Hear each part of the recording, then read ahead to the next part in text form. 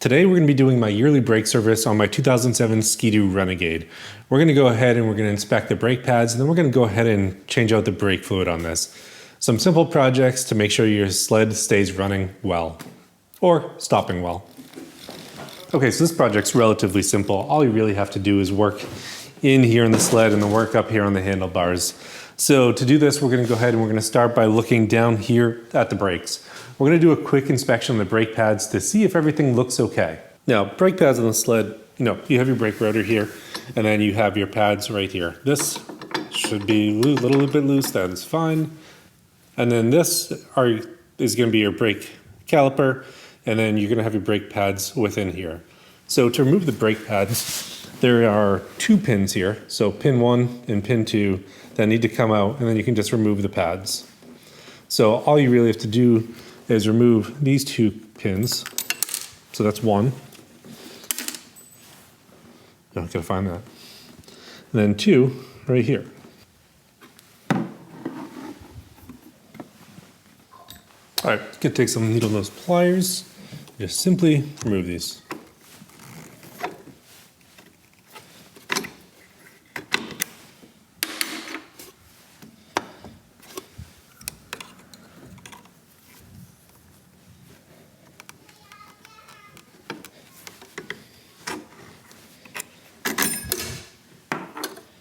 Then with that being out, we can go ahead and remove the pads and take a look at them.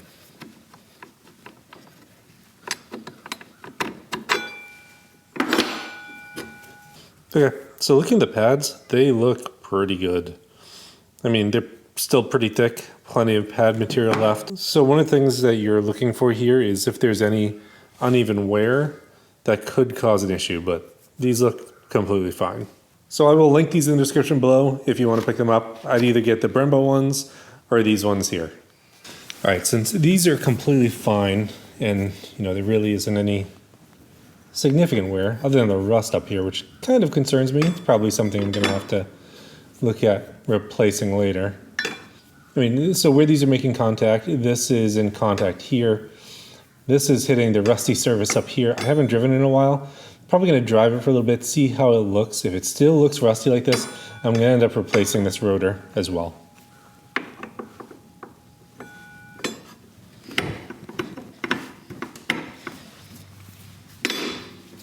And with both of these moving freely, I'm going to go ahead and put everything back together. Okay, now with that back in, we go ahead and put these pieces back on. So this is going to slide into here. This is going to stay over.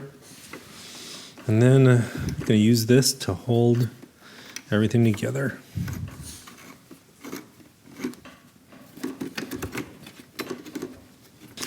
Then I'm just going to go ahead and drop these pins back in.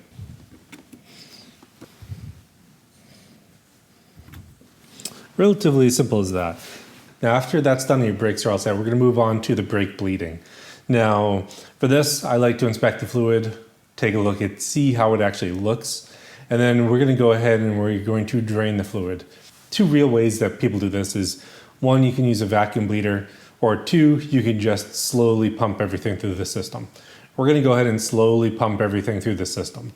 Now, a few things are important when you do this. 1, you make sure you don't introduce any air into the system. 2, you use the right brake fluid for your sled. So most sleds I think are probably .4, so that's what we're going to be using on our sled. Okay, so back down here is where we're going to be working.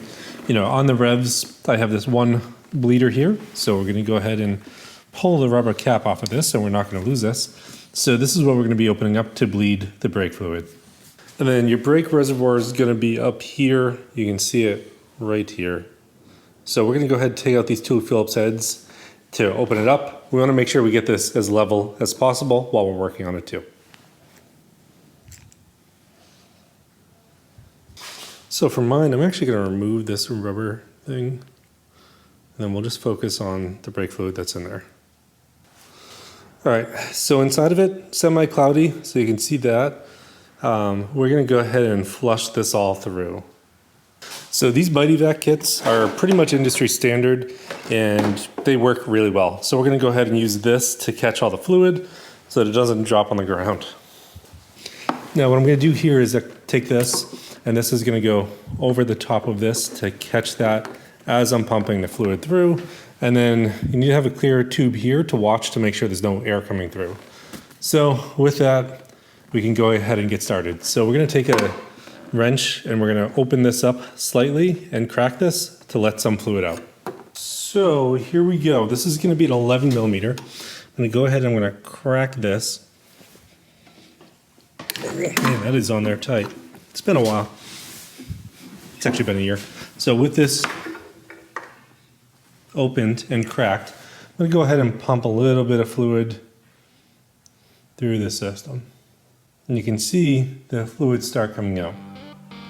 Now, while I'm doing this, I'm also gonna add some brake fluid up into the reservoir up here, because you wanna make sure your brake fluid reservoir doesn't go low and you don't suck any air in at all.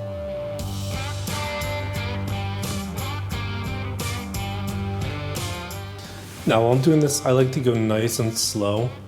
You want to go slow because you don't want to introduce any air into the system. And then I'm going to continue doing this for a little bit until the system is completely flushed.